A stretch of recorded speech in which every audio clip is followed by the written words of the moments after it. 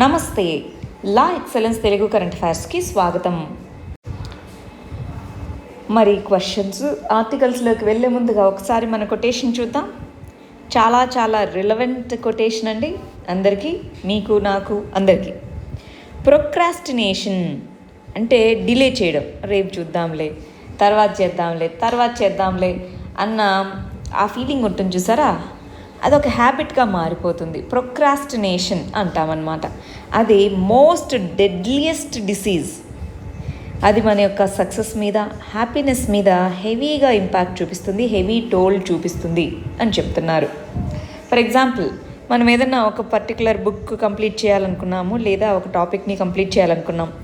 ఇంకా ఎగ్జామ్ ఎప్పుడో ఉందిలే, అక్టోబర్లో జరుగుతుందో జరగదో అని దాన్ని పోస్ట్పోన్ చేస్తూ వెళ్తే ఏమవుద్ది, ఎగ్జామ్ జరుగుతుంది, అది మనకు రాకపోతే ఫీల్ అవుతాం, హ్యాపీనెస్ ఉండదు, లోపల మనసులో ఉంటుంది, అయ్యో చేయలేకపోతున్నానే, చదవలేకపోతున్నానే అని ఉంటుంది.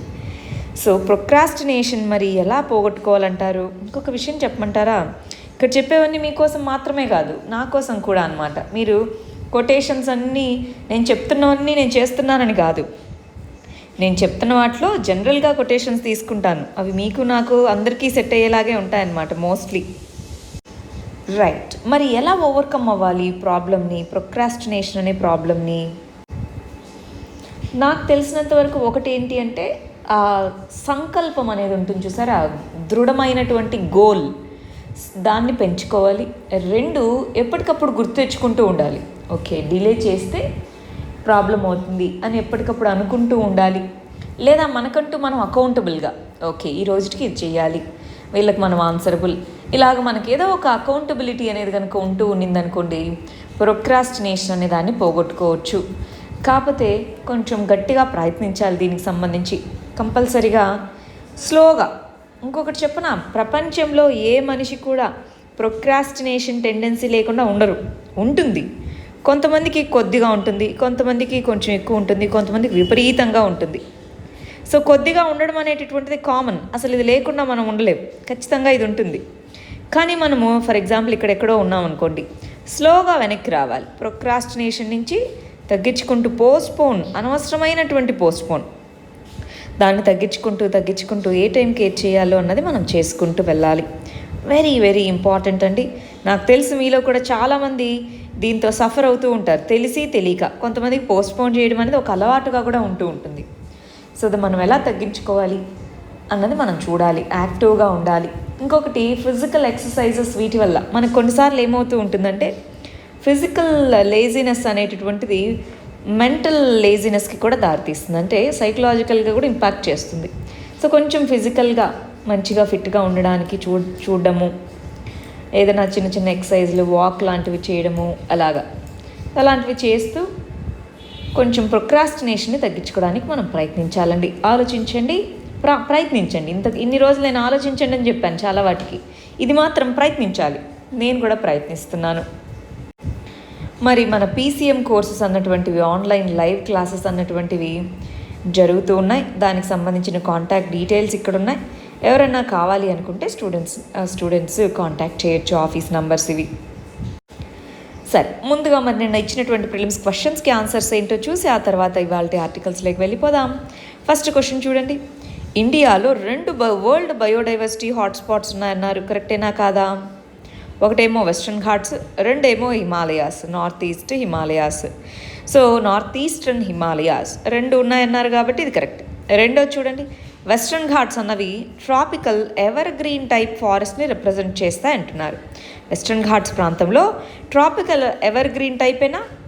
Yes, tropical evergreen type ఫారెస్ట్లు అనేటటువంటి అక్కడ ఉన్నాయి. దాని చుట్టుపక్కల ప్రాంతాల్లో సెమీ ఎవర్ గ్రీన్ ఉన్నాయి, దానికి కొంచెం దగ్గరగానే డెసిడ్యూస్ కూడా ఉన్నాయి. బట్ వెస్ట్రన్ ఘాట్స్ అనగానే మనము ట్రాపికల్ ఎవర్ గ్రీన్ ఫారెస్ట్లు అని చెప్తాం. 2 కరెక్టే కాబట్టి ఆన్సర్ ఏమవుతుంది? C 1, 2. సెకండ్ క్వశ్చన్ చూడండి, ఇండస్ వాటర్ ట్రీటీ, సింధు నదీ జలాల ఒప్పందం, దానికి సంబంధించి 2 స్టేట్మెంట్స్ ఇచ్చాము. ఇండియాకి వెస్ట్ ఫ్లోయింగ్ రివర్స్ మీద ఎక్స్క్లూజివ్ రైట్స్ ఉన్నాయి, ఈ పాకిస్తాన్కి ఈస్ట్ ఫ్లోయింగ్ రివర్స్ మీద ఎక్స్క్లూజివ్ రైట్స్ ఉన్నాయన్నారు, కరెక్టేనా?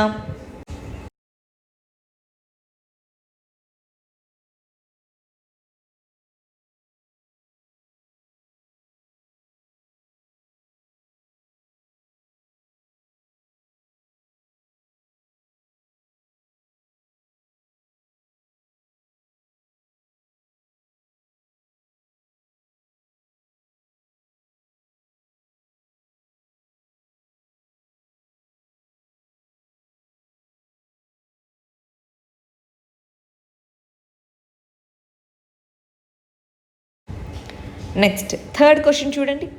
Run of the river projects వల్ల ఏమేమి అడ్వాంటేజెస్ ఉన్నాయి అన్నది క్వశ్చన్. ఏమేమి అడ్వాంటేజెస్ ఉన్నాయి? హయ్యర్ పవర్ పొటెన్షియల్ అనేటటువంటిది ఉంటుంది.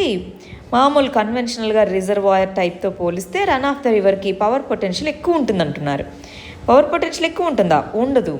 మనము రిజర్వాయర్ కట్టి ఎప్పుడు వాటర్ని రిలీజ్ చేస్తూ ఉన్నప్పుడు దాని నుంచి వచ్చే పవర్ పొటెన్షియల్ ఎక్కువ ఉంటుంది. రన్ ఆఫ్ ద రివర్ ప్రాజెక్ట్స్కి తక్కువగా ఉంటుంది. ఒకటో తప్పు. లెస్ ఎకలాజికల్ ఎకలాజికల్ డ్యామేజ్ అనేటటువంటి తక్కువగా ఉంటుంది అంటున్నారు. కాస్ట్ ఎఫెక్టివ్గా ఉంటుంది అంటున్నారు. సో రెండోది ఎకలాజికల్. సో రెండోది కరెక్టే, మూడోది కరెక్టే. ఎందుకంటే పెద్ద డ్యామ్ ఇదంతా కట్టినప్పుడు సిల్టేషన్ అని, ఫిషెస్ వీటికి ఫ్రీ ఫ్లో ఉండదు. ఇలా కొన్ని ఎకలాజికల్ ప్రాబ్లమ్స్ ఉంటాయి లార్జ్ స్కేల్ డ్యామ్స్తో. అలా కాకుండా ఇలాంటి run of the river projects అనుకోండి తక్కువ ఇంపాక్ట్ ఉంటుంది. సో రెండోది కరెక్ట్.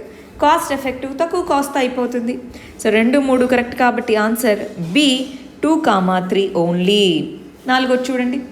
రీసెంట్గా మనకి చెన్నై నుంచి అండమాన్కి అండర్ వాటర్ కేబుల్స్ ప్రాజెక్ట్ అనేది తీసుకోవడం జరిగింది కదా. దానికి సంబంధించి ఇక్కడ 2 స్టేట్మెంట్స్ ఇవ్వడం జరిగింది. ఆ రెండిట్లో ఏది కరెక్ట్ అన్నటువంటిది మనం చూద్దాం. ఫస్ట్ ఇక్కడ గమనించండి. Universal service obligation fund USOF అని అంటున్నారు. దీని నుంచి ఫండింగ్ చేయడం జరిగింది అంటున్నారు. మనకి టెలికాం చట్టము అనేటటువంటిది ఉందండి. ఈ టెలికాం చట్టం కింద మనకి యూనివర్సల్ సర్వీస్ ఆబ్లిగేషన్ ఫండ్ అనేటటువంటిది అందరు టెలికాం ఆపరేటర్స్ చెల్లిస్తారు. ఆ ఫండ్ని తీసుకొని దీన్ని లైన్ వేయడం జరిగింది అని చెప్తున్నారు.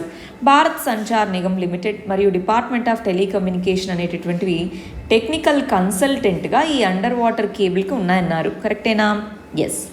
సో ఒకటోది, రెండోది 2 కరెక్టే కాబట్టి ఆన్సర్ సి 1, 2. సరే, మరి వాళ్ళ ఆర్టికల్స్లోకి వెళ్ళే ముందు ఫస్ట్ ఇక్కడ ఒక ఆర్టికల్ చూద్దాము. ఆ తర్వాత మనము దాంట్లోకి వెళ్ళిపోదామండి. డాటర్స్కి కూడా ఈక్వల్ రైట్స్ అనేటటువంటివి ఉంటాయి ప్రాపర్టీ ఇన్హెరిటెన్స్లో అన్నట్టుగా సుప్రీంకోర్టు తీర్పు చెప్పడం జరిగింది. సరే, ఇక్కడ ఏ చట్టము దేని ప్రకారం చెప్పారు అవన్నీ మనం చూద్దాం. బట్ ప్రస్తుతానికి ఒక సోషల్ ఇష్యూని ఇక్కడ ఆలోచించి చూడండి. ఇప్పుడున్నటువంటి ప్రస్తుతం ఉన్నట్టు సమాజంలో మన చుట్టూ గమనించండి. అమ్మాయి అబ్బాయి ఇద్దరు ఉన్నారనుకోండి. పేరెంట్స్కి అమ్మాయికేమో కట్నం ఇస్తారు, ఇంకా అంతే. మిగిలిన ఆస్తి ఏమన్నా ఉంటే అది అబ్బాయికి వెళ్తుంది కదా. మామూలుగా ఆస్తే లేదు, అమ్మాయికి ఎంతో కొంత కట్నం ఇస్తారు, అబ్బాయి అప్పులు తీర్చుకొని తను ఏదో ఒకటి చేసుకోవాలి. అలాంటి సిచ్యువేషన్ ఇప్పుడు ఉన్నటువంటిది. అవునా? అంటే ఏంటి? ప్రస్తుతం ఉన్న సిచ్యువేషన్ ప్రకారం రెస్పాన్సిబిలిటీస్, డెట్స్ ఉన్నా సరే లేదా ఇటు అసెట్స్ ఉన్నా సరే ఫైనల్గా అది అబ్బాయికి వెళ్తుంది. రైట్? మరి అమ్మాయికి కూడా ఈక్వల్ షేర్ ఇవ్వాలి. అదే ఈ జడ్జిమెంట్ అన్నమాట. మనకి హిందూ సక్సెషన్ చట్టము 1956 ఉంది. దీని కింద దీన్ని 2005లో సవరణ చేయడం జరిగింది. ఈ 2005 సవరణ చట్టం ప్రకారం ఏంటి? మెన్కి ఎలాగైతే ఒక పేరెంట్ లేదా ఫాదర్ నుంచి ఎలాగైతే ఆస్తి అనేటటువంటిది సన్కి వెళ్తుందో అదేవిధంగా ఈక్వల్గా డాటర్కి కూడా షేర్ చేయాలి. అది ఈ జడ్జిమెంట్లో చెప్పినటువంటిది అనమాట. మరి ఇప్పుడు రెస్పాన్సిబిలిటీస్ ఏదన్నా డెట్స్ ఉంటే అవన్నీ సన్కి వెళ్తూ మళ్ళీ ఆస్తిలో మాత్రం భాగము అమ్మాయికి ఇవ్వాలనడం ఎంతవరకు కరెక్ట్? మరి పేరెంట్స్ అంతా చూసుకుంటేది అబ్బాయే కదా. అది ఇప్పుడు కొంతమంది క్వశ్చన్ చేస్తున్నటువంటిది. కరెక్టే కదా. ఇప్పుడు ఆస్తిని 2 భాగాలుగా విభజించి ఈక్వల్గా ఇవ్వండి అన్నప్పుడు మరి రెస్పాన్సిబిలిటీస్ అండి, రెస్పాన్సిబిలిటీస్ని కూడా 2గా రెస్పాన్సిబిలిటీస్ కూడా అటు అమ్మాయి అబ్బాయి డాటర్స్ అని ఈక్వల్గా తీసుకోవాలా వద్దా? దీనివల్ల అడ్వాంటేజ్ ఏమవుతుందో చూడండి. ఇప్పుడు ఈ సుప్రీంకోర్టు జడ్జిమెంట్ చెప్పిన దానివల్ల అడ్వాంటేజ్ ఏమవుతుంది? ఇన్ని రోజులు కట్నంగా ఇస్తున్నారు అమ్మాయి కూడా ఆస్తి ఇవ్వట్లేదని చెప్పట్లేదు, ఇస్తున్నారు. కానీ అది ఎవరి పేరు మీద ఉంటుంది? డబ్బులు, బంగారము, ఇలాగా కొంతమంది ఇల్లు ఇవి రాసిస్తూ ఉంటారు. ఇప్పుడు పర్టికులర్గా ఉన్నటువంటి ఇల్లుంటే ఆస్తి సగంగా చేయాలి. 2 ఇల్లులు ఉన్నాయి, ఒకటి ఆ అమ్మాయి పేరు మీద రాయాలి ఖచ్చితంగా. సో అలా ఉండడం వల్ల విమెన్కి నెక్స్ట్ మ్యారేజ్ అయిన తర్వాత కానీ మ్యారేజ్ అవ్వకముందు కానీ ఎప్పుడైనా సరే తనకుండే హక్కు తనకుంటుంది. విమెన్ని బరువుగా భారంగా ఫీల్ అయ్యేటటువంటి సొసైటీలో పెద్ద మార్పు రాకపోవచ్చు. నేను పెద్ద మార్పు వచ్చేస్తుంది ఈ జడ్జిమెంట్తో అని చెప్పట్లేదు. అట్లీస్ట్ కొద్దిగా స్లోగా అయినా చేంజ్ అవుతుంది. ఎందుకంటే ఇప్పుడు అందరూ కూడా రైట్ ఇచ్చారు అంటే ఖచ్చితంగా దాన్ని వినియోగించుకోవాలనే చూస్తారు. అవునా కాదా? సో దానివల్ల అమ్మాయికి అటు ఇక్కడ పేరెంట్స్ ఇంట్లో ఉన్నా సరే లేదా మ్యారేజ్ అయిన తర్వాత అయినా సరే తనకు ఉండేటటువంటి ఫినాన్షియల్ ఇండిపెండెన్స్ అనేటటువంటిది ఉంటుంది కదా, అది ఒక పాయింట్. రెండోది, ఇప్పుడు అన్నదమ్ముల మధ్య గొడవలు అని మీరు చూస్తూ ఉంటారు, చాలా వరకు అది ఆస్తి కోసం జరుగుతూ ఉంటాయి. ఇప్పుడు అన్నా చెల్లెళ్ళ మధ్య గొడవలు అనేటటువంటివి ఇంకా మొదలవుతాయి. అది వేరే విషయం, పక్కన పెట్టండి. ప్రస్తుతానికి ఈ దీంట్లో చెప్పబడినటువంటి ప్రోగ్రెస్ పాయింట్ ఏంటో అర్థమైందా మీకు? సరే, ఇప్పుడు ఇక్కడ పాయింట్స్ చూడండి. హిందూ సక్సెషన్ యాక్ట్ 1956 దీని గురించేనా? దీంట్లో ఇది ఓన్లీ హిందూ అన్డివైడెడ్ ఫ్యామిలీ, ఇది లీగల్ టర్మ్ అండి. HUF అనేది legal term, Hindu undivided family అంటారు. దీనికి సంబంధించి ఏ విధంగా ప్రాపర్టీ చెందుతుంది ఏంటి ఇదంతా కూడా అనమాట. 1956 దానికి 2005లో ఈక్వల్గా ఇవ్వాలి అని.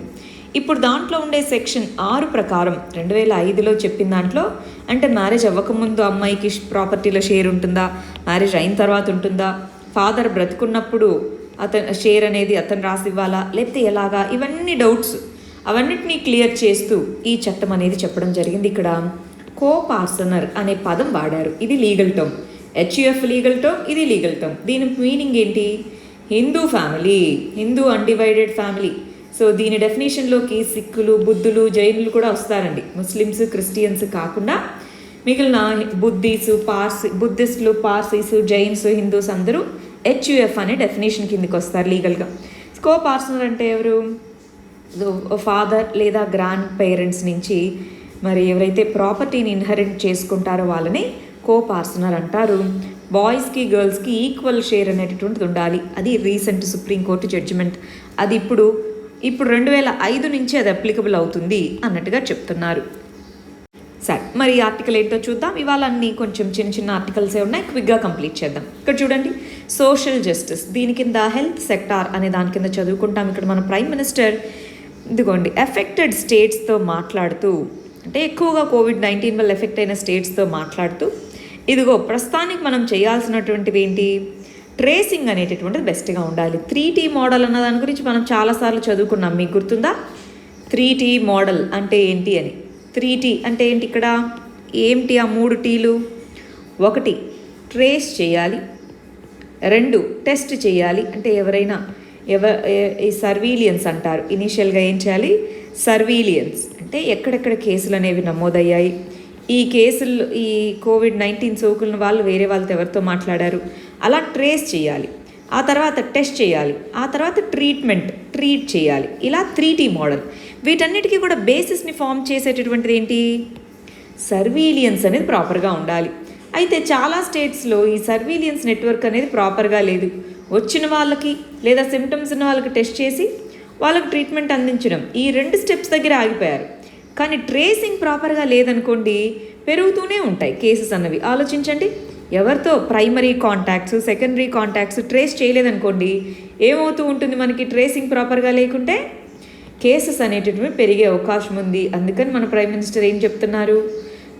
ఓవరాల్గా సర్వీలియన్స్ని పెంచుకోవాలి, ట్రేసింగ్, టెస్టింగ్, ట్రీట్మెంట్ మూడింటిని కూడా పెంచుకోవాలి, 3T మెథడ్ని ఫాలో అవ్వాలి అన్నట్టుగా చెప్తున్నారు. రోజు రోజుకి మనకి కేసెస్ అనేటటువంటివి పెరిగిపోతూ ఉన్నాయన్నమాట. మరి ఈ కంటెక్స్లో ఏ విధంగా మెజర్స్ తీసుకోవాలన్న దాని గురించే ఈ పర్టికులర్ సమావేశం. ఇక్కడ హెల్త్ కేర్ అనేటటువంటిది స్టేట్ లిస్ట్ కిందికి వస్తుంది కదా, స్టేట్ రోలే ఉంటుందన్నమాట. అందుకని స్టేట్స్తో మీట్ అయ్యి స్టేట్సే ప్రైమరీగా చర్యలన్నీ చేపట్టాలన్నమాట. దానికోసం సెంట్రల్ గవర్నమెంట్ హెల్ప్ చేయగలదు, కానీ ఇంప్లిమెంటేషన్ అంతా స్టేట్స్ చేతిలోనే ఉంది. సో స్టేట్స్ ఎంత జాగ్రత్తగా, ఎంత భద్రంగా చేస్తాయనే దాన్ని బట్టే దీని యొక్క సక్సెస్ అనేది డిపెండ్ అయి ఉంటుంది. నెక్స్ట్ ఆర్టికల్ చూడండి, సైన్స్ అండ్ టెక్నాలజీలో చదువుకుంటాము. దీన్ని వచ్చేటప్పటికి కోవిడ్-19కి సంబంధించి మేము వ్యాక్సిన్ని తయారు చేసేసాము, దానికి ఒక పేరు కూడా పెట్టేశారనమాట. రష్యా వచ్చేసి స్పుత్నిక్ 5 అనేటటువంటి వ్యాక్సిన్ని రిలీజ్ చేయడం జరిగింది. దీని ప్రకారం ఏంటి, దీంట్లో మేము అన్ని సేఫ్టీ టెస్టులు చేశాము, ఇది సేఫ్గా పనిచేస్తుంది అన్నట్టుగా చెప్పడం జరిగింది. మరి వ్యాక్సిన్స్కి ఉండాల్సినటువంటి 2 ప్రైమరీ, దీని పేరు స్పుత్నిక్ 5 అని గుర్తుపెట్టుకోండి. స్పుత్నిక్ అంటే ఏంటి, దాని ఇంపార్టెన్స్ ఏంటో మనం కొద్దిసేపట్లో తెలుసుకుందాం. అసలు ఇక్కడ మనం తెలుసుకోవాల్సిన ఇంకొక విషయం ఏంటి అంటే, ఈ వ్యాక్సిన్ అనేటటువంటి దానికి ఉండాల్సినటువంటి 2 ప్రైమరీ క్యారెక్టరిస్టిక్స్ ఏంటి, 2 ప్రైమరీ నేచర్ ఏంటి వ్యాక్సిన్స్కి ఉండాల్సింది? ఒకటి సేఫ్టీ అనేటటువంటిది ఉండాలి. 2 ఎఫికసీ అంటే ఎఫిషియన్సీ అంటాం. సేఫ్టీ మరియు ఎఫికసీ 2 వ్యాక్సిన్స్కి ఉండాల్సినటువంటి 2 ప్రైమరీ ఇవన్నమాట. మరి ఈ కంటెక్స్లో ఇప్పుడు ఏమంటున్నారు, రష్యా అయితే వ్యాక్సిన్ని లాంచ్ చేసింది, కానీ దాంట్లో ఫైనల్ సేఫ్టీ ట్రయల్స్ ఏవైతే ఉంటాయో ఫైనల్ ట్రయల్స్ అనేవి ఇంకా కంప్లీట్గా చేయలేదు. ఫైనల్ ట్రయల్స్ ఇంకా అవ్వకుండానే ఏ విధంగా మరి రిలీజ్ చేస్తారు, సేఫ్టీ అన్నటువంటిది అప్పుడు క్వశ్చన్లోకి వస్తుంది కదా, అది కొంతమంది వాదన. కానీ రష్యా అంటుంది అసలు ఏమీ లేదు. రష్యా ప్రెసిడెంట్ వ్లాదిమిర్ పుతిన్ ఏం చెప్తున్నారు, మా డాటర్ కూడా, మా అమ్మాయికి కూడా ఈ వ్యాక్సిన్ ఇచ్చాము, ఇబ్బంది ఏం లేదు, కంప్లీట్లీ సేఫ్ అన్నట్టుగా చెప్పడం జరిగిందనమాట. మరి ఈ కంటెక్స్లో వీటికి సంబంధించి ఇంకొంచెం డీటెయిల్స్ చూద్దాం. దీన్ని ప్రిలిమ్స్ పాయింట్ ఆఫ్ వ్యూలో చదువుకుంటామండి. ప్రపంచంలోనే మొట్టమొదటి కంట్రీగా కోవిడ్-19కి వ్యాక్సిన్ తయారు చేసిన దానిగా రష్యా అనేటటువంటిది ఉందన్నమాట. ఈ కంటెక్స్లో అసలు ఆ పేరు ఎందుకు పెట్టారో, అది ఎంతవరకు సేఫో మనం గమనిద్దాం. ఇక్కడ గమనించండి. ఫస్ట్ రష్యన్ వ్యాక్సిన్ ఏదైతే స్పుత్నిక్ 5 అన్నటువంటిది ఉందో అది వరల్డ్లోనే ఫస్ట్ శాటిలైట్ అన్నమాట. అప్పట్లో యుఎస్ఎస్ఆర్ అనేవాళ్ళం. యుఎస్ఎస్ఆర్ అనేటటువంటిది లాంచ్ చేసినటువంటి మొట్టమొదటి శాటిలైట్, ప్రపంచంలో మొట్టమొదటి కంట్రీ అన్నమాట. దాని పేరు స్పుత్నిక్ 1. సో అదే పేరుతో మేము మళ్ళీ మొట్టమొదటి కంట్రీ అని చెప్పేదానికి ఈ స్పుత్నిక్ 5 అన్న పేరుతో దీన్ని లాంచ్ చేయడం జరిగింది. క్లినికల్ ట్రయల్స్ అనేది కంప్లీట్లీ అయిపోలేదు, ఇంకా ఫైనల్ స్టేజ్ టెస్టింగ్ అనేటటువంటిది ఉంది. అప్పుడే మీరు ఎలాగ సక్సెస్ అయిందని చెప్తారు అన్నది కొంతమంది క్వశ్చన్. లేదు, మేము మాకు ప్రిలిమినరీ దీని ప్రకారం చూస్తే సక్సెసే అంటున్నారు. ఇదిగోండి స్పెరికల్ షేప్లో ఉందా, ఇది స్పుత్నిక్ అన్నమాట. స్పుత్నిక్ అనేటటువంటి దాన్ని లాంచ్ చేయడం జరిగింది. ఇది రష్యా, అప్పట్లో యుఎస్ఎస్ఆర్ అనేటటువంటిది మళ్ళీ మొట్టమొదటి కంట్రీ అన్నమాట అప్పట్లో. ఇప్పుడు మళ్ళీ మేమే టాప్ అని చెప్పేందుకు గాను ఈ విధంగా దానికి ఆ పేరు పెట్టడం జరిగింది. ఇక్కడ గమనించాలి, ఈ వ్యాక్సిన్ అనేటటువంటిది 2 డోజెస్లో ఇస్తారు. 2 సీరో టైప్స్, దేనికి సంబంధించినటువంటి హ్యూమన్ అడినో వైరస్కి సంబంధించినటువంటి సీరో టైప్స్ అనేటటువంటివి ఉన్నాయి. వీటిలో ఎస్ యాంటీజెన్ అనేటటువంటిది దేనికి సంబంధించి, న్యూ కరోనా వైరస్ లేదా నావెల్ కరోనా వైరస్కి సంబంధించి ఎస్ యాంటీజెన్ అనేటటువంటి దానికి సంబంధించినటువంటి సీరో టైప్స్ని కలిగి ఉన్నాయన్నమాట. ఇమ్యూన్ రెస్పాన్స్, మన ఇమ్యూన్ సిస్టమ్ అనేటటువంటిది మంచిగా రెస్పాన్స్ ఇస్తుందని చెప్తున్నారు. మరి దీనికి సంబంధించి రష్యన్ సైంటిస్టులు ప్లాట్ఫామ్ అనేది డెవలప్ చేశారు. ప్లాట్ఫామ్ అంటే ఏంటి, జనరల్గా ఏ బేసిస్లో అంటే ప్రోటీన్ని బేస్ చేసుకొని వ్యాక్సిన్ని తయారు చేయడమా, లేదా మొత్తం వైరస్ని బేస్ చేసుకొని వ్యాక్సిన్ని తయారు చేయడమా, అలాగా ఏది బేసిస్లో తీసుకొని వ్యాక్సిన్ని తయారు చేస్తారు, దాన్నే ప్లాట్ఫామ్ అని పిలుస్తూ ఉంటారనమాట. ఇక్కడ ఏం చెప్తున్నారు, ఎబోలాకు సంబంధించి వాళ్ళు ముందుగానే దీన్ని తయారు చేసుకుంటూ ఉన్నారు, దాన్ని మోడిఫై చేసుకొని ఈ విధంగా చేశారు అన్నట్టుగా చెప్తున్నారు. ప్రస్తుతానికైతే స్పుత్నిక్ 5 అనే నేము, అది ఇంకా క్లినికల్ ట్రయల్స్ 3లోనే ఉంది అన్నటువంటి నేము, ఇవి గుర్తుపెట్టుకుంటారు కదా. మరి ఇక్కడ మీరు గమనిస్తే వ్యాక్సిన్ వచ్చేసిందన్నారు, కానీ అందరికీ రీచ్ అయ్యేలోపు ఎప్పుడవుతుందన్నారు, ఇయర్ ఎండ్ అవుతుందన్నారు. ఎందుకని, వ్యాక్సిన్ తయారు చేయాలి కదా. ఇప్పుడు జరిగింది రీసెర్చ్ మాత్రమే, అందరికీ కమర్షియల్ స్కేల్లో అందరికీ రీచ్ అవ్వాలంటే తయారు చేయాలి, దానికి టైం పడుతుందన్నమాట. అందుకనే ఇయర్ ఎండింగ్ అంటున్నారు. ఒకవేళ మనకి ఇయర్ ఎండింగ్లో ఇంకా మిగిలిన వ్యాక్సిన్స్ ఉన్నాయి. ఆక్స్ఫర్డ్ యూనివర్సిటీ రీసెర్చ్ చేస్తుంది, ఇండియాలో కూడా serum institute of India, Bharat Biotech ఇవన్నీ కూడా వ్యాక్సిన్ మీద ప్రయత్నాలు చేస్తున్నాయి.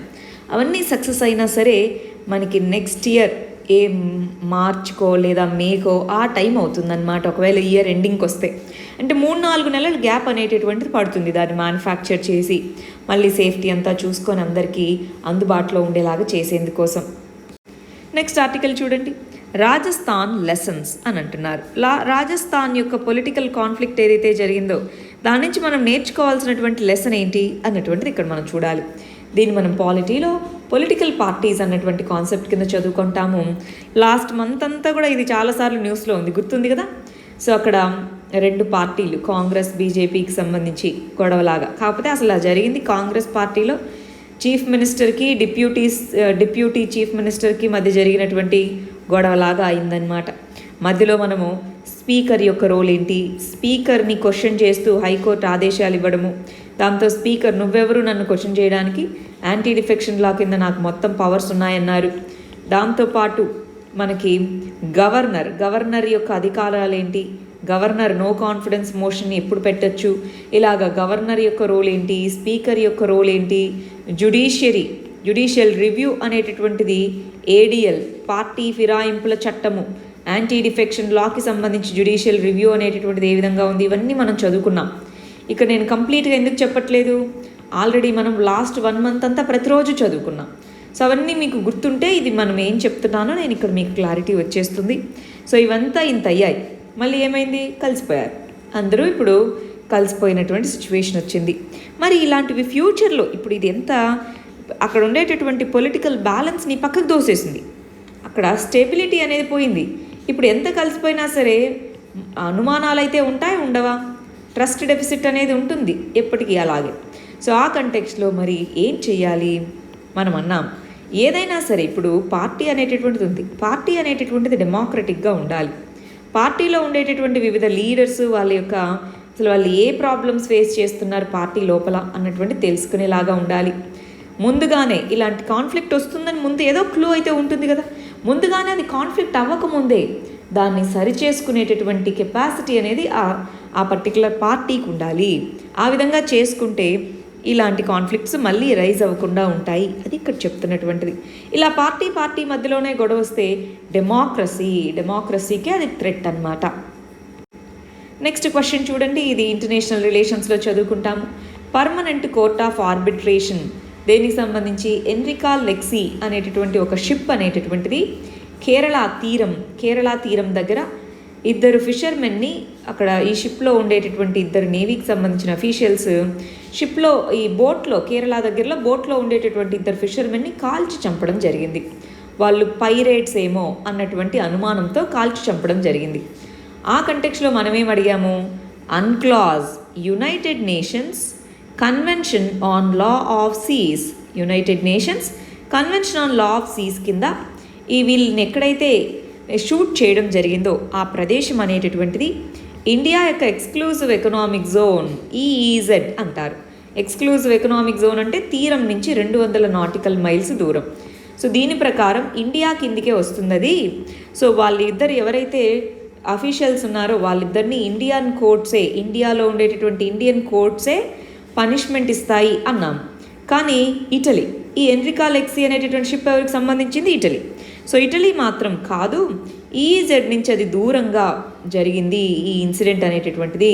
అంటే 200 నాటికల్ మైల్స్కి పైన హై సీస్, అంటే దాని నుంచి దూరంగా హై సీస్ అనే ప్రాంతంలో జరిగింది. సో ఇండియాకి జ్యూరిస్డిక్షన్ లేదు అని చెప్పి అన్క్లాస్ కింద ఒక పర్మనెంట్ కోర్ట్ ఆఫ్ ఆర్బిట్రేషన్కి వెళ్ళడం జరిగింది. దాంట్లో ఏమన్నారు, ఇండియాకి జ్యూరిస్డిక్షన్ లేదు, కానీ ఇటలీ వాళ్ళని వదిలేయకూడదు, ఇటలీ కోర్ట్స్లో అయినా సరే ట్రయల్ చేపట్టి వాళ్ళకి పనిష్మెంట్ ఇవ్వాలి అని పీసీఏ చెప్పింది ఆల్రెడీ. ఇప్పుడేంటి మరి, సుప్రీంకోర్టు అనేటటువంటిది ఇదిగో ఇంకా దీన్ని మీరు నాంచి చీల్చి చేయకుండా త్వరగా దీన్ని క్లోజ్ చేసేసేయండి. ఆల్రెడీ యూరోపియన్ యూనియన్ ఇటలీతో మనకి బైలేటరల్గాను మల్టీలేటరల్గాను ప్రాబ్లమ్స్ వస్తున్నాయి ఈ కేసు వల్ల, ఒక్కదాని వల్ల. దాంతోపాటు ఎవరికైతే జస్టిస్ జరగాలో వాళ్ళకి జస్టిస్ జరగట్లేదు. ఇలాంటి కంటెక్స్లో హెఫ్టీ అండ్ అడిక్వేట్ కంపెన్సేషన్ ఇవ్వాలి. ఎవరైతే 2 ఫ్యామిలీస్ ఉన్నాయో వాళ్ళ యొక్క ఫ్యామిలీస్కి హెఫ్టీ కంపెన్సేషన్ అనేటటువంటి చెల్లించాలి వీళ్ళు అన్నట్టుగా సుప్రీంకోర్టు చెప్పడం జరిగింది. మరి ఎవరు శిక్షించాలి ఏంటి అన్నటువంటి దాని గురించి మన యొక్క చట్టాల్లో కూడా క్లారిటీ లేదు. దానికి సంబంధించి సుప్రీంకోర్టు అనేటటువంటిది క్లారిటీ లేదు కాబట్టి అనంది.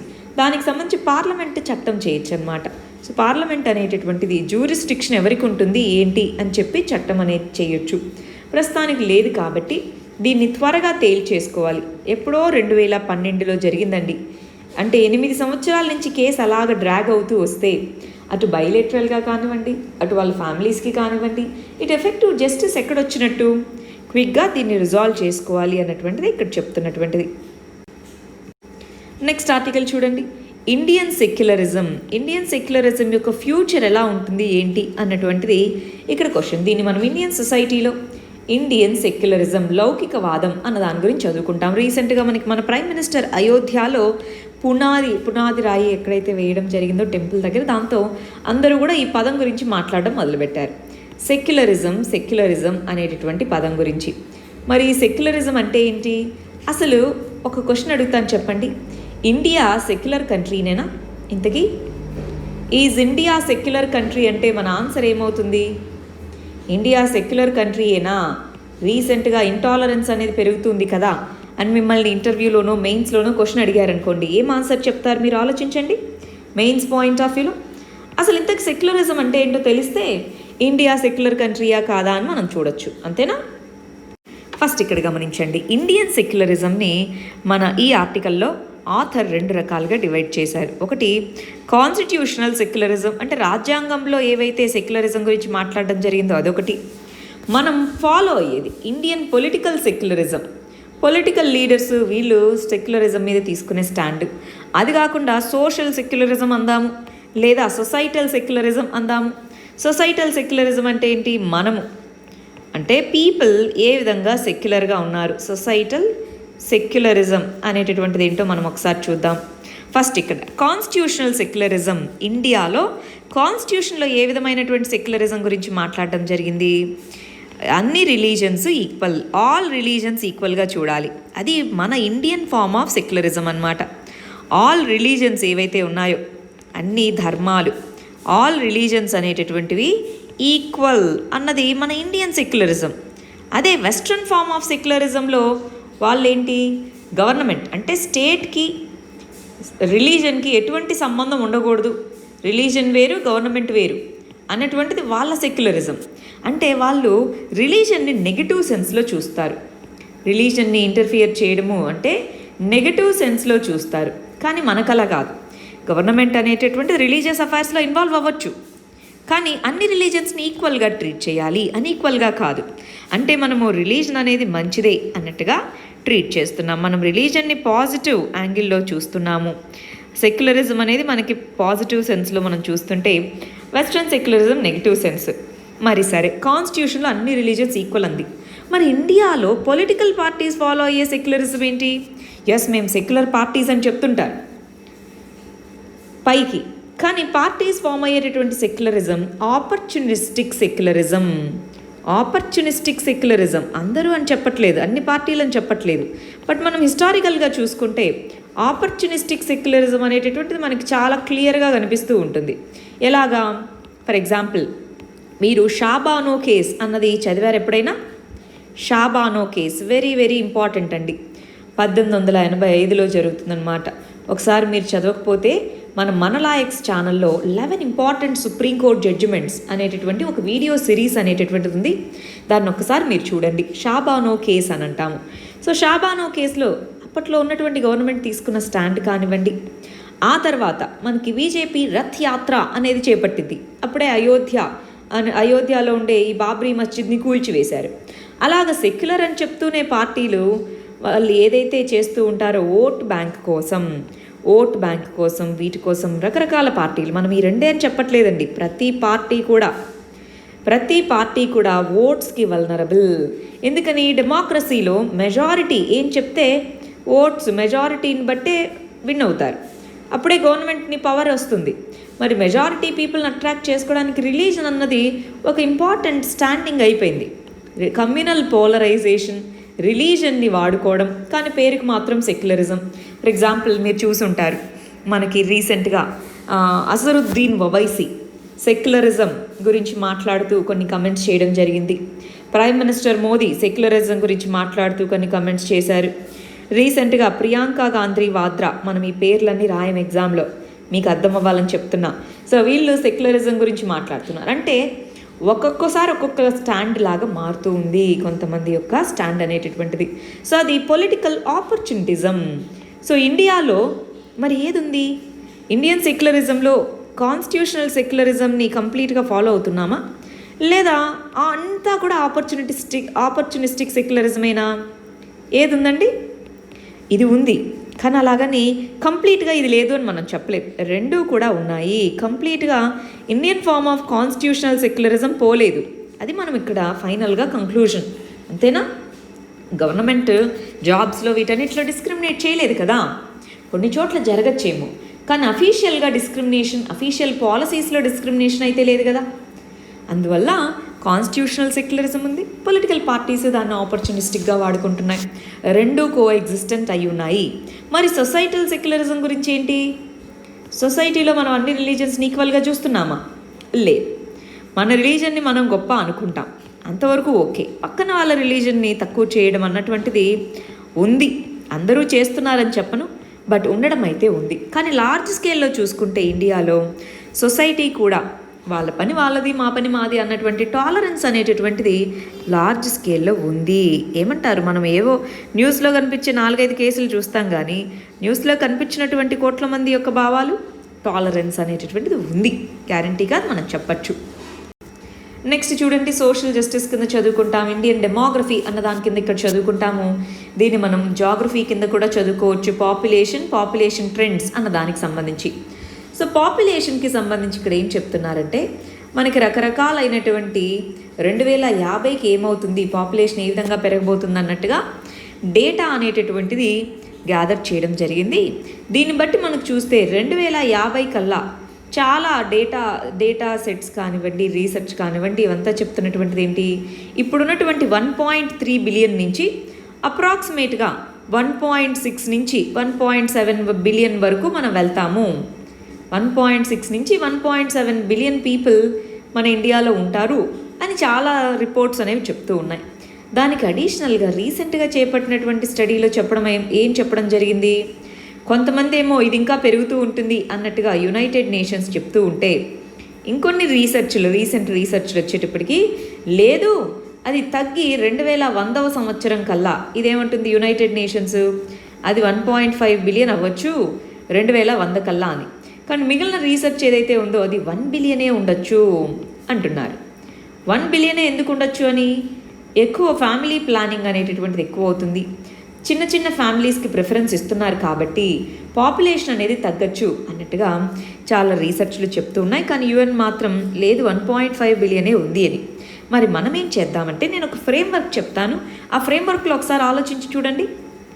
ఇదిగోండి, ఇక్కడ ఇందాక రీసెర్చ్ అన్నానే, IHME అనేటటువంటి రీసెర్చ్ చేపట్టడం జరిగిందన్నమాట. IHME ప్రొజెక్షన్స్ ప్రకారం ఏంటి అంటే 2048 లేదా 2050 కల్లా 1.64 బిలియన్ పీపుల్ ఉంటారు.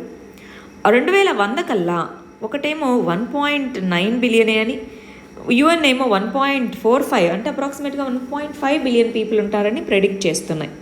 మనం ఏం చేద్దాము, మనం ఎప్పుడైనా సరే డెమోగ్రఫిక్ ప్రొఫైల్ అన్న పేరు వినే ఉంటారు.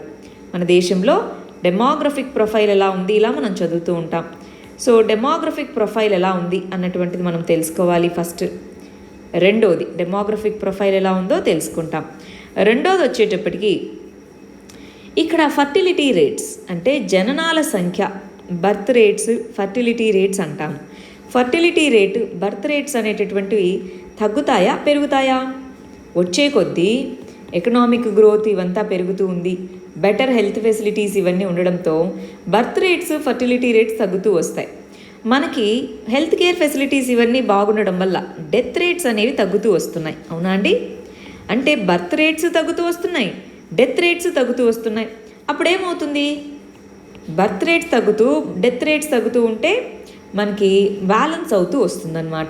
మనకి TFR టోటల్ ఫర్టిలిటీ రేట్ అనే పేరు ఒకటి ఉంటుందన్నమాట. అదేంటి అంటే, మనకి పాపులేషన్ అనేది స్టెబిలైజ్ అవ్వాలి అంటే, ఇద్దరు పేరెంట్స్ ఉన్నారంటే, ఇద్దరు పిల్లలు ఉంటే వాళ్ళని చూసుకోవడానికి నెక్స్ట్ జనరేషన్ అనేటటువంటిది రెడీగా ఉంటుంది. సో టోటల్ ఫర్టిలిటీ రేట్ అని పిలుస్తాం. ఈ టోటల్ ఫర్టిలిటీ రేట్ అనేటటువంటిది ఏదైతే ఉంటుందో, TFR అనేటటువంటిది 2.1కి రీచ్ అవ్వాలి అన్నటువంటిది మన గోల్ అనమాట. 2 అంటే ఇద్దరు పేరెంట్స్కి ఇద్దరు పిల్లలు ఉండాలి అన్నటువంటిది. సో ఇది మనం రీచ్ అవ్వాలి 2022 కల్లా అన్నది మన పాపులేషన్ పాలసీ యొక్క గోల్స్. మరి మనం ఇక్కడ చూస్తే ఆల్రెడీ మనం దీనికి గోల్కి దగ్గరగా వచ్చామన్నమాట. ఇప్పుడు వీళ్ళు చెప్తున్న ప్రొజెక్షన్స్ ప్రకారం 1.9 అయింది అంటే TFR ఇంకా తగ్గిపోతూ ఉందండి. ఎందుకని ఫర్టిలిటీ రేట్స్ తగ్గిపోతూ ఉన్నట్టు ఇక్కడ total fertility rates, family size అన్నది తగ్గిపోవడము, అవునా? న్యూక్లియర్ ఫ్యామిలీస్ అంటారు. సో ఫ్యామిలీ సైజ్ తగ్గిపోవడం కానివ్వండి, ఎకనామిక్ ఆపర్చునిటీస్ కానివ్వండి, ఇందాక ఆర్టికల్లో ఆస్పిరేషన్స్ అన్నారు. సో ఎకనామిక్ ఆపర్చునిటీస్, ఇద్దరు పేరెంట్స్ జాబ్ చేయాలి, ఒకరు లేదా ఇద్దరు ఉంటే చాలు అనుకుంటారు. సో ఎకనామిక్ ఆపర్చునిటీ, ఆస్పిరేషన్ కానివ్వండి, అర్బనైజేషన్ కానివ్వండి, సో ఇలాంటి ఎన్నో ఫ్యాక్టర్స్ అనేటటువంటివి. హెల్త్ కేర్ ఫెసిలిటీస్ బాగున్నాయి. ఇంతకుముందు హెల్త్ కేర్ ఫెసిలిటీస్ బాగాలేవనుకోండి, ఎంతమంది బ్రతుకుతారో తెలియదు, కనీసం 4 ఉంటే 2 బ్రతుకుతారు అనేటటువంటి దానికోసం ఎక్కువ మంది పిల్లలు ఉండేది. హెల్త్ కేర్ ఫెసిలిటీస్ బెటర్గా ఉండడం, వీటి వల్ల టీఎఫ్ఆర్ తగ్గుతుంది అన్నట్టుగా చెప్తున్నారు. బట్ ప్రొజెక్షన్స్ అనేవి ఏది ఎలా ఉన్నప్పటికీ ఓవరాల్గా చూసుకుంటే నెక్స్ట్ వచ్చేటటువంటి 10 సంవత్సరాల్లో 2030లో చైనాని దాటి ఇండియా అనేటటువంటిది మోస్ట్ పాపులస్ కంట్రీ, వరల్డ్లోనే, ప్రపంచంలోనే మోస్ట్ పాపులస్ కంట్రీగా మారబోతుంది. ఇంతకీ ఈ స్టడీస్ ఇవన్నీ ఎందుకు అవసరం అండి? పెరిగితే పెరిగారు, తగ్గితే తగ్గారు. ఎందుకు అవన్నీ మనం చదవాలి అంటే, మనం పాలసీస్ ఉండాలి. పాపులేషన్ ఉంది, పాపులేషన్ డెమోగ్రఫీ ఉంది. ఆ డెమోగ్రఫీని మనకు అడ్వాంటేజ్గా మనం మార్చుకోవాలి. అవునా అండి? డెమోగ్రఫిక్ డివిడెండ్గా మనం మార్చుకోవాలి. మనకి డెమోగ్రఫిక్ డివిడెండ్గా మార్చుకోవాలి, ఒక ఎవిడెన్స్ బేస్డ్ పాలసీ తీసుకొని రావాలి అంటే మన దగ్గర డేటా ఉండాలా వద్దా? సో ఆ విధంగా డేటా కోసం మనం దీన్ని ఇలాంటి రీసెర్చ్లు చేసి డేటా ఎంత ఉండొచ్చు ఏంటి అని చెప్తూ ఉంటారనమాట. నెక్స్ట్ ఆర్టికల్ చూడండి. డెమోక్రసీ క్యాప్చర్ అంటున్నారు. పాలిటీలో ఇండియన్ డెమోక్రసీ అన్నటువంటి దాని కింద చూద్దాం. ఇక్కడ చెప్తున్నటువంటిది ఏంటి? Democracy capture. ఎప్పుడైనా ఈ పదం మీరు అడ్మినిస్ట్రేటివ్ క్యాప్చర్ అని, బ్యూరోక్రటిక్ క్యాప్చర్ అని ఇలాంటి పదాలు మనం వింటూ ఉంటామన్నమాట. బ్యూరోక్రటిక్ క్యాప్చర్ అంటే ఏంటి? కొంతమంది పవర్ఫుల్ పీపుల్ లేదా కొంతమంది పవర్ఫుల్ సెక్షన్స్ ఎవరైతే ఉంటారో వాళ్ళకి ఎక్కువ బ్యూరోక్రసీ వాళ్ళకి ఫేవర్గా ఉండడము, దాన్ని క్యాప్చర్ చేయడము అంటారు. అదే ఇక్కడ డెమోక్రసీ క్యాప్చర్ అంటే ఏంటి? డెమోక్రసీ అన్నటువంటిది అందరికీ సంబంధించినటువంటిది, అందరూ దాంట్లో భాగస్వాములు. కానీ కొంతమంది మెజారిటీ పీపుల్ మాత్రమే దీన్ని క్యాప్చర్ చేసుకుంటే దాన్ని మనం ఆ కంటెక్స్లో డెమోక్రసీ క్యాప్చర్ అని పిలుస్తూ ఉంటాను అన్నమాట. ఇక్కడ ఇది బుక్ రివ్యూ. డెమోక్రసీ, అసలు ఇండియన్ డెమోక్రసీ ఎలా ఎవాల్వ్ అయింది ఏంటి అని చెప్తూ అనమాట. సో మనం ఒకసారి ఏం చేసుకోవాలి? ఇండియాలో డెమోక్రసీ అసలు ఎలా ఎవాల్వ్ అయింది 1947 నుంచి ఇప్పటి వరకు 2000 సంవత్సరం వరకు అసలు మన పొలిటికల్ సిస్టమ్ కానివ్వండి, పొలిటికల్ పార్టీస్ కానివ్వండి, మన దేశంలో ఉన్నటువంటి డెమోక్రటిక్ సెటప్ కానివ్వండి ఎలా ఎవాల్వ్ అయింది అన్నది మనం చదువుకోవాలి. అయితే మనకి ఇక్కడ ఒక మంచి ఎన్సీఆర్టీ బుక్ ఉందండి. Politics in India since independence అనేటటువంటి ఒక బుక్ ఉంది. Politics in India since independence అని అంటామన్నమాట. So politics in India since independence కనుక మీరు చదివితే చాలా మంచి ఎన్సీఆర్టీ, పొలిటికల్ సైన్స్ ఎన్సీఆర్టీ అన్నమాట. మంచి గ్రిప్ అనేటటువంటిది పొలిటికల్ పార్టీస్ వీటన్నిటికీ సంబంధించి మీకు తెలుస్తూ ఉంటుంది. జాగ్రత్తగా ఒకసారి వీలైతే దీంట్లో ఉండే జిస్ట్ని మీరు చదవండి. పోస్ట్ ఇండిపెండెన్స్లో దీన్ని చదువుతారు. నెక్స్ట్ ఆర్టికల్ చూడండి. ఈ సోషల్ జస్టిస్ అనేటటువంటి కాన్సెప్ట్ కింద చదువుకుంటాం. జెండర్ జస్టిస్ అనేటటువంటిది. Locker rooms to class rooms అంటున్నారు. ఇక్కడ లాకర్ రూమ్స్ అనేటటువంటివి ఏంటి? మనకి రీసెంట్గా మీరు చూసే ఉంటారు, ఢిల్లీలో బాయ్స్ లాకర్ రూమ్స్ అంటే కొన్ని సోషల్ మీడియా ప్లాట్ఫామ్స్లో సపరేట్గా గ్రూప్స్ అన్నమాట. ఆ ఏజ్ గ్రూప్కి సంబంధించిన వాళ్ళకు ఉండేటటువంటి గ్రూప్స్. దాంట్లో గర్ల్స్ గురించి, వీళ్ళ గురించి అసభ్యకరంగా మాట్లాడడము, వాళ్ళని రేప్ చేయొచ్చు మనము అన్నట్టుగా మాట్లాడుకోవడము, చిన్నపిల్లలు, స్కూల్ పిల్లలే. సో ఈ విధంగా వీటి గురించి అంటే ఇవన్నీ ఏంటి? Gender crimes. అవునా? జెండర్ బేస్డ్ క్రైమ్స్ అన్నమాట. ఈ జెండర్ క్రైమ్స్ అనేవి అంటే స్కూల్ లెవెల్లోనే, ఇది ఎగ్జాంపుల్, బాయ్స్ లాకర్ రూమ్ అని మీరు వినే ఉంటారు. ఇది ఒక మనకు మంచి case study. Boys locker room అనేటటువంటిది ఢిల్లీలో ఉండేటటువంటి డిఫరెంట్ స్కూల్స్లో ఉండేటటువంటి ఈ స్టూడెంట్స్ దీంట్లో పార్ట్గా ఉండడము, వాళ్ళు ఇలా మాట్లాడుకోవడము వాళ్ళ క్లాస్మేట్స్ గురించే. సో అది మళ్ళీ సోషల్ మీడియా ద్వారానే మళ్ళీ అందరికీ బయటపడ్డము, ఇలాంటివన్నీ జరిగాయి. సో ఈ కంటెక్స్లో విమెన్కి సంబంధించి ఎప్పుడు జెండర్ ఈక్వాలిటీ అనేటటువంటిది వస్తుంది మనం గమనించాలండి. కొంతమంది చెప్తూ ఉంటారు జెండర్ ఈక్వాలిటీ అన్నటువంటిది రాంగ్ నోషన్. ఈక్వల్ ఎలా అవుతారు? ఎవరి యొక్క స్పెషాలిటీ వాళ్ళకు ఉంటుంది. ఈక్వాలిటీ కోసం అడగకూడదు. ఎవరి యొక్క ఆపర్చునిటీస్ వాళ్ళు చూడాలి. అంటే మెన్కి సపరేట్ క్వాలిటీస్ ఉంటాయి, విమెన్కి వాళ్ళ యొక్క స్ట్రెంగ్త్స్ వాళ్ళకు ఉంటాయి. సో ఈక్వాలిటీ కంటే కూడా ఎవరి స్ట్రెంగ్త్ని వాళ్ళకి రియలైజ్ అయ్యేలాగా చేయడం ఇంపార్టెంట్ అని చెప్తూ ఉంటారు. కరెక్టే. కానీ స్టార్ట్ చేసేటప్పుడు అసలు ఆ లెవెల్ వరకు వెళ్ళాలంటే ముందు ఈక్వాలిటీ అనేటటువంటి దాన్ని మాట్లాడుతూ ఉంటారనమాట. ఈ కంటెక్స్లో విమెన్ మీద సైబర్ క్రైమ్స్ ఇవి పోగొట్టడానికి ఎన్నో రకాలైనటువంటి ఆర్గనైజేషన్స్ ఎన్నో ఉన్నాయన్నమాట. ఎన్నో ఉన్నప్పటికీ కూడా క్రైమ్స్ పెరుగుతూ ఉన్నాయి. ఈ కంటెక్స్లో అది క్లాస్ రూమ్ నుంచి మొదలు పెట్టాలి. దాని సొల్యూషన్ ఎక్కడుంది? వెరీ వెరీ ఇంపార్టెంట్ అండి. ఇది ఎస్ఏలో ఇంపార్టెంట్, ఎథిక్స్లో ఇంపార్టెంట్. జెండర్ బేస్డ్ వైలెన్స్ ఎందుకు పెరుగుతూ ఉంది, జెండర్ ఇన్ఈక్వాలిటీస్ ఎందుకు పెరుగుతూ ఉన్నాయి, ఎక్కడ దానికి సొల్యూషన్? మీరు చూసి ఉంటారు మీ టూ మూమెంట్ అని, ఇలాంటివన్నీ కూడా. సో యుఎన్ విమెన్ ఏం చెప్పింది, పాండమిక్లో షాడో పాండమిక్ అని చెప్పడం జరిగింది. పాండమిక్ జరుగుతూ ఈ కరోనా వైరస్ పాండమిక్ టైంలో షాడో పాండమిక్ అంది. ఏంటి ఆ షాడో పాండమిక్ అనేటటువంటిది? డొమెస్టిక్ వైలెన్స్ని షాడో పాండమిక్గా యుఎన్ విమెన్ పేర్కొనడం జరిగింది. అవునా కాదా? మరి ఇలాంటి కంటెక్స్లో ఎందుకు ఇవన్నీ? సొసైటీలో ఉన్నటువంటి ఆ మెంటాలిటీ, యాటిట్యూడ్స్ అంటారు. ఎథిక్స్లో మీకు ఈ పాయింట్ గుర్తే ఉంటుంది. యాటిట్యూడ్స్ని ఎలా చేంజ్ చేయాలి అన్నటువంటిది వెరీ వెరీ ఇంపార్టెంట్ కాన్సెప్ట్ అన్నమాట. సో యాటిట్యూడ్లో చేంజ్ వస్తేనే బిహేవియర్లో చేంజ్ వస్తుంది. మరి అది క్లాస్ రూమ్స్ నుంచే మొదలవ్వాలి అని చెప్తున్నారు. క్లాస్ రూమ్స్ నుంచి మొదలవ్వాలి, కరెక్టే. కానీ నా దృష్టిలో అది ఇంటి నుంచి మొదలవ్వాలి. మన ఇంటి నుంచి మొదలవ్వాలి. పిల్లలు ఎప్పుడైనా సరే పెద్దలు చెప్పింది వినరు, పెద్దలు చేసేది చూసి అనుసరిస్తారు చిన్నప్పుడు. సో తర్వాత పెద్దయ్యాక చుట్టుపక్కల ఉన్న వాళ్ళు, ఇంకొంచెం పెద్దయ్యాక ఫ్రెండ్స్, ఇలాగా అనుకరించేటటువంటి మెంటాలిటీ అన్నమాట హ్యూమన్స్ది. సో క్లాస్ రూమ్స్లో జెండర్ ఈక్వాలిటీ గురించి టీచ్ చేయాలి, కానీ హోమ్స్, ఇంట్లో మొదలవ్వాలి. ఇంట్లో ముందు మొదలవ్వాలి. అప్పుడే మనకి ఇది ఏదైతే ఇలాంటి జెండర్ క్రైమ్స్ ఉన్నాయో అవి తగ్గుతాయి. సొసైటీలో చాలా డిస్క్రిమినేషన్ ఉందండి. ఫర్ ఎగ్జాంపుల్ ఒక ఎగ్జాంపుల్ చెప్తాను చూడండి. ఫర్ ఎగ్జాంపుల్ ఒక అమ్మాయికి సంబంధించి ఏదైనా విషయం జరిగింది. సో అమ్మాయి విక్టిమ్ అనుకోండి.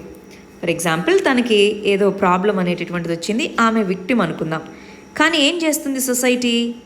ఎవరైతే ఆమెకి సంబంధించి బ్యాడ్గా ప్రవర్తించడమో లేదా ఇంకోటి డొమెస్టిక్ వైలెన్స్ అయినా ఏదైనా సరే విక్టిమ్ని మళ్ళీ విక్టిమైజ్ చేయడానికి చూస్తూ ఉంటారు. ఆమె వచ్చేసింది వాళ్ళ హస్బెండ్ని వదిలిపెట్టి అలాంటి కొన్ని మాటలు మాట్లాడడం కానీ, లేదా ఏదో ఒక రకంగా బాగా మన యాటిట్యూడ్స్లో అందరిలోనూ ఉంటుంది. మీలోనూ ఉంటుంది, నాలోనూ ఉంటుంది, సొసైటీలో ప్రతి ఒక్కరిలో ఉంది. సో మనము విమెన్ విక్టిమ్ అయితే మళ్ళీ తనని మళ్ళీ విక్టిమ్ చేయడానికి చూస్తూ ఉంటారు. అవునా? సో ఇలాంటివి ఎలాగ మనం ఎదుర్కోవాలి అంటే అన్ని కేసుల్లో అని చెప్పట్లేదండి, కొన్నిసార్లు ఫాల్స్ కేసెస్ కూడా ఉంటాయి. మెన్ కూడా సఫర్ అవుతున్న సిచ్యువేషన్స్ ఉన్నాయి. మనం మాట్లాడుతుంది జనరల్గా, ఇన్ జనరల్ ఓవరాల్గా ఎవరు ఎక్కువ విక్టిమ్స్గా ఉంటారు అది మనం ఆలోచించాలి. వాళ్ళనే మళ్ళీ సూటిపోటి క్వశ్చన్స్ అడుగుతూ ఉంటారు, ఏంటంట ఇదేమైంది. సో ఇలాగా ఆ యాటిట్యూడ్ మనలో ముందు మార్పు రావాలి, అంతేనా?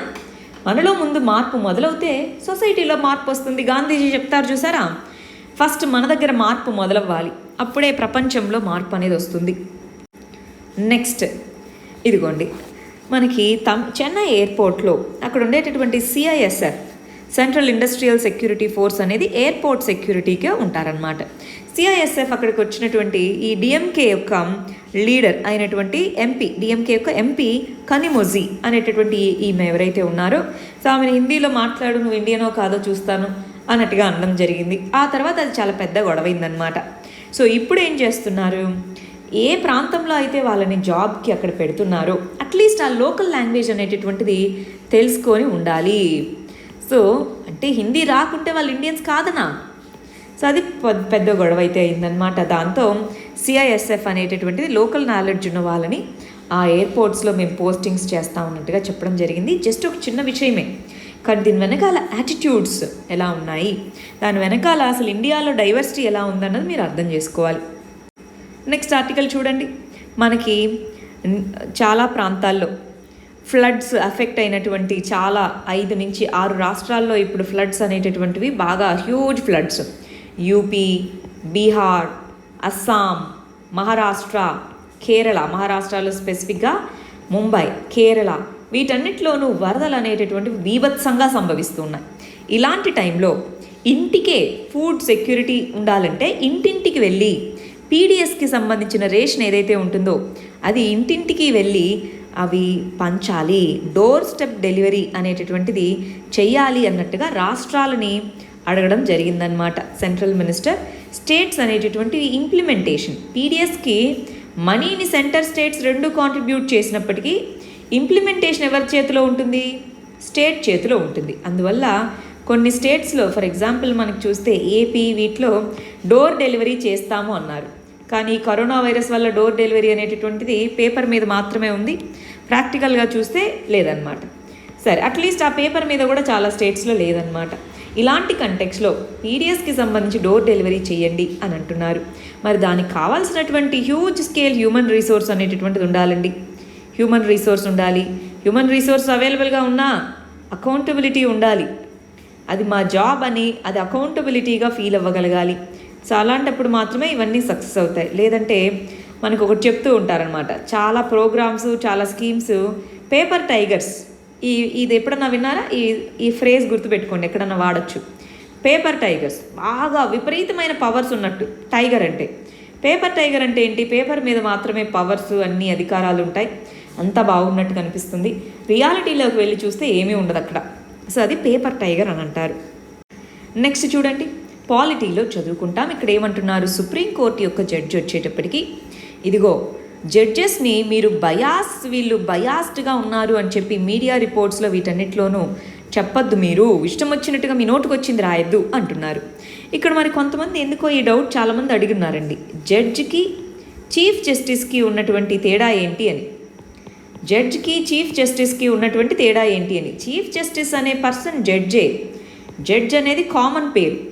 సో జ్యుడిషియరీ అనేటటువంటి ఒక వ్యవస్థ, దాంట్లో జడ్జిలు ఉంటారు. ఆ జడ్జెస్లో చీఫ్ జస్టిస్ అనేటటువంటి పర్సన్ హైయెస్ట్ పొజిషన్ ఉంటుంది. మిగిలిన వాళ్ళందరినీ నార్మల్ జడ్జెస్ అంటారు. పైన ఫస్ట్ జడ్జిని చీఫ్ జస్టిస్ అని అంటాం, అంతే. చీఫ్ జస్టిస్ కూడా ఒక జడ్జే, కాకపోతే మిగిలిన జడ్జెస్ అందరికీ పైన ఉండేటటువంటి పర్సన్ కాబట్టి చీఫ్ జస్టిస్, ముఖ్య న్యాయాధికారి అని పిలుస్తూ ఉంటారు, అంతే అన్నమాట. సరే, ఇక్కడేం చెప్తున్నారు చూడండి, conflict of interest. Very very important పదము. కాన్ఫ్లిక్ట్ ఆఫ్ ఇంట్రెస్ట్ అంటే ఏంటి? తెలిసిన పర్సన్, ఫర్ ఎగ్జాంపుల్ జడ్జ్కి తెలిసిన పర్సన్ ఎవరో ఉన్నారు, ఆ పర్సన్కి సంబంధించిన కేసు అనేటటువంటి కోర్టుకు వచ్చింది. ఆ కేసులో జడ్జి కనుక ఈ విధంగా ఒక ఆర్డర్ ఇచ్చారనుకోండి, దీనికి సంబంధించి ఈ విధంగా జడ్జిమెంట్ ఇచ్చారనుకోండి, అతనికి తెలిసిన వాళ్ళు కావాలని అలా ఇచ్చారు, బయాస్ని ప్రవర్తిస్తున్నారు అని చెప్పి మీడియా క్రిటిసైజ్ చేస్తూ ఉంటుంది. అలా మీరు చేయాల్సినటువంటి అవసరం అనేటటువంటిది లేదు అన్నట్టుగా చెప్తున్నారనమాట. అంటే ఫర్ ఎగ్జాంపుల్ జడ్జికి సంబంధించినటువంటి వాళ్ళ సన్ అనుకుందాం, వాళ్ళ సన్ ఒక పార్టీకి సంబంధించిన వ్యక్తి అయితే, ఆ పార్టీకి సంబంధించి ఆ పార్టీలో ఉన్న పర్సన్స్ కానీ వాళ్ళది ఏదైనా కేసు కోర్టుకు వెళ్ళింది అంటే ఇంకా జడ్జి దాంట్లో జడ్జిమెంట్ చెప్పకూడదా? అలా ఎందుకు మీరు బయాస్ అని ప్రతిసారి అంటారు అన్నది ఇక్కడ అడుగుతున్న క్వశ్చన్. కానీ మనం ఇక్కడ ఒక విషయం గుర్తుపెట్టుకోవాలండి.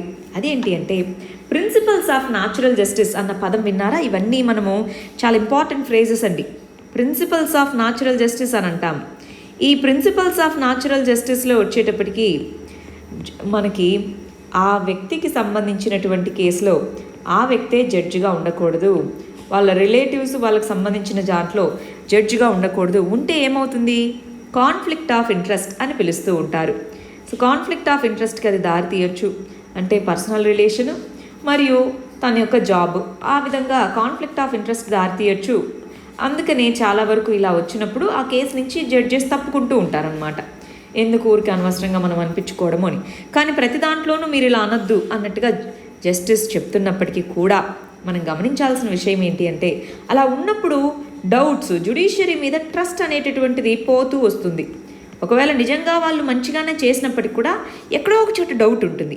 డౌట్ ఉంటే ట్రస్ట్ పోతుంది. జ్యుడిషియరీ అనేటటువంటిది కాన్స్టిట్యూషన్కి ఇంటర్ప్రిటెడ్, మరి రైట్స్కి ప్రొటెక్టార్.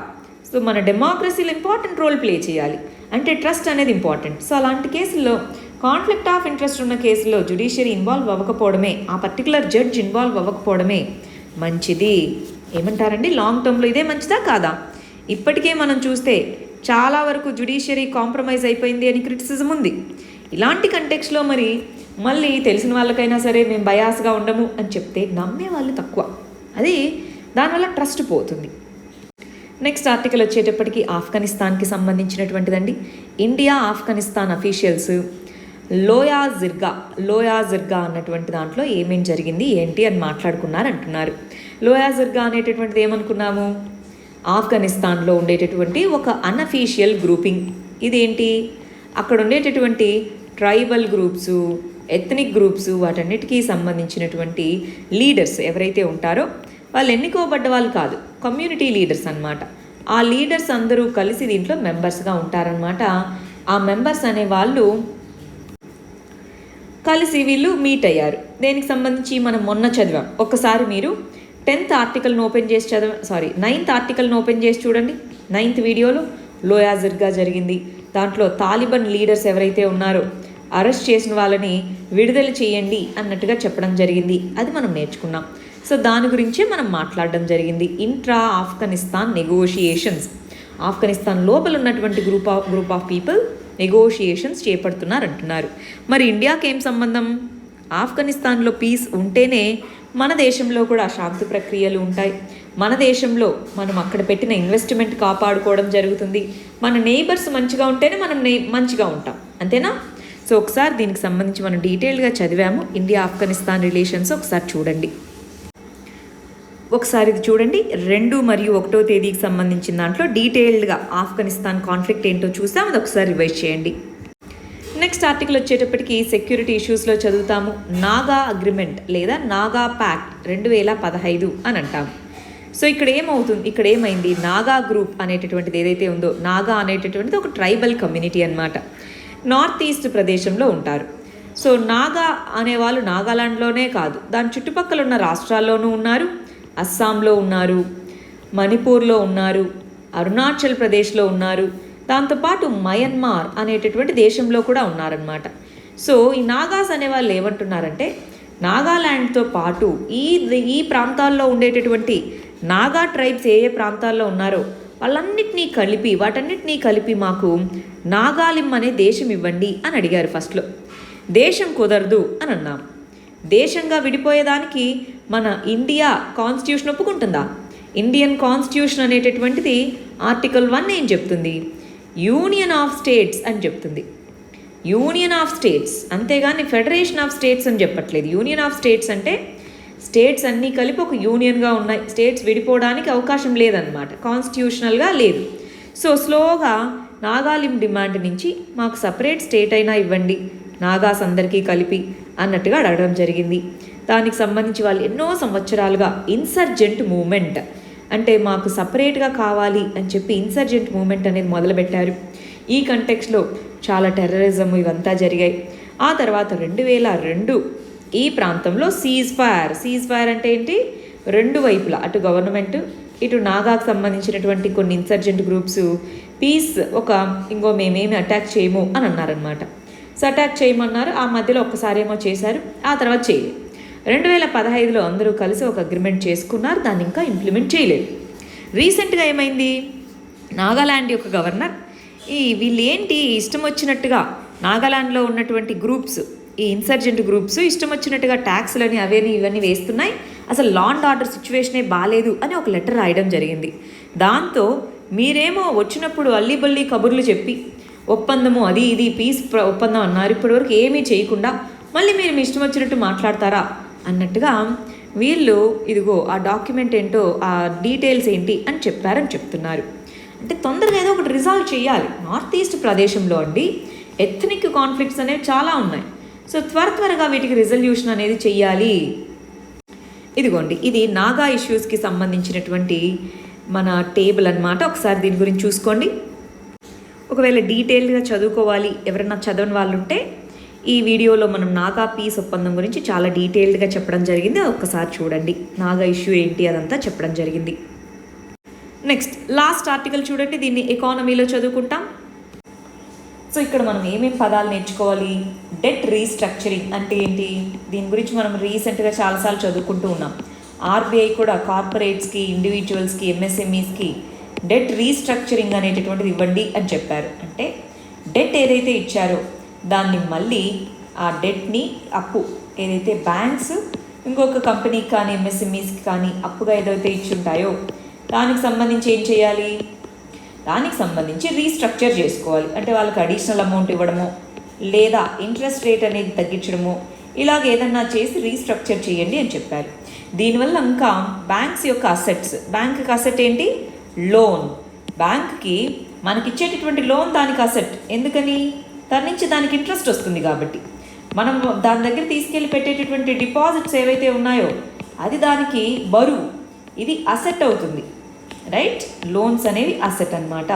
ఇలా అసెట్ రీకన్స్ట్రక్షన్, డెట్ రీస్ట్రక్చరింగ్ చేస్తే అసెట్ క్వాలిటీ అసెస్ చేయడం డిలే అవుతుంది, ప్రస్తుతానికి తెలియట్లేదు. అసెట్ క్వాలిటీలో అన్సర్టనిటీ పెరుగుతుంది. అంటే ఏది పర్ఫామ్ చేస్తుందో ఏది పర్ఫామ్ చేస్తుందో తెలియదు కదా. రీస్ట్రక్చరింగ్ చేసుకుంటే అది ఇక్కడ చెప్తున్నటువంటిది. నెక్స్ట్ మనం నిన్న ఒక క్వశ్చన్ ఇచ్చామండి, మెయిన్స్ క్వశ్చన్, దానికి సంబంధించి చూడండి. అగ్రిటెక్ ఇన్ఫ్రాస్ట్రక్చర్ స్కీమ్ అనేటటువంటిది ఎప్పుడో ముందే ప్రపోజ్ చేశారండి, లాస్ట్ కొన్ని ఇయర్స్ బ్యాకే. కానీ దానికి మనీని, ఫండింగ్ని ఇప్పుడు ఇస్తున్నారు. ఇంకోటి గమనించండి, బడ్జెట్లో ప్రపోజ్ చేసినవి అప్పటికప్పుడు ఇంప్లిమెంట్ చేస్తారని కాదు, కొన్ని ప్రపోజ్ చేసినవి తర్వాత కూడా ఇంప్లిమెంట్ చేస్తూ ఉంటారు. సరే, ఇక్కడికి వచ్చేయండి. భారతదేశంలో చాలామంది అగ్రికల్చర్ మీదే డిపెండ్ అయి ఉన్నారు. ఏ విధంగా ఈ ఫండ్ అనేటటువంటి స్కీమ్ అనేటటువంటిది అగ్రికల్చర్లో బ్యాక్వర్డ్ ఫార్వర్డ్ లింకేజెస్ని పెంచుతాయి అంటున్నారు. ఏ విధంగా పెంచుతాయి, దాంట్లో ఏ విధంగా దానికి ఉండేటటువంటి ప్రయోజనాలు ఏంటి, ఏమేమి సమస్యలు ఉన్నాయి, ఫస్ట్ మీరు ఇవి రాసుకోవాలండి. ఇదిగో ఈ సమస్యలు అనేవి ఉన్నాయి, ప్రాబ్లమ్స్ ఉన్నాయి, వీటిని అడ్రస్ చేయడం కోసం ఇది తీసుకొచ్చారు, దానివల్ల ఈ విధంగా పాజిటివ్స్ అడ్వాంటేజెస్ ఉన్నాయి అని రాసుకోవాలి. ఇది షార్ట్గా రాసుకుంటారు.